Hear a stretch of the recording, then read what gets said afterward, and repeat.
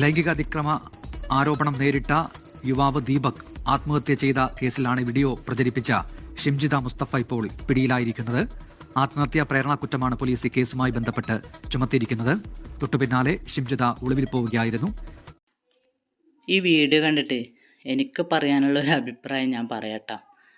കാരണം എന്ന് വെച്ചാൽ നമ്മളൊരു കാര്യത്തിന് ഇറങ്ങുമ്പോൾ ആദ്യം തൊട്ട് അവസാനം വരെ നിൽക്കാൻ, അതിനുവേണ്ടി പ്രവർത്തിക്കാനുള്ള കെൽപ്പ് ആദ്യം വേണം. അതില്ലാഞ്ഞാലുണ്ടല്ലോ ഒരാൾ ഇങ്ങനത്തെ ഒരു പ്രവൃത്തിക്ക് കെട്ടി പുറപ്പെടാൻ പാടില്ല. ഞാൻ പറഞ്ഞതിനർത്ഥം ഇവള് പ്രകാരം ഒരു പാവപ്പെട്ട ഒരു വ്യക്തി മരിച്ചില്ല, അവൻ മരിക്കുമ്പോഴത്തേക്ക് ഇവൾ ഒളിവിൽ നിൽക്കാൻ പാടില്ല. ഇത്രക്ക് നല്ല ഭംഗിയായിട്ട് സോഷ്യൽ മീഡിയയിൽ പ്രചരിപ്പിക്കാൻ പറ്റുന്ന ഇവൾ ഒരിക്കലും ഒളിവിൽ നിൽക്കാൻ പാടില്ല. അവൻ മരിക്കുമ്പം അവൾ എന്തിനു ഒളിവിൽ നിൽക്കുന്നത്?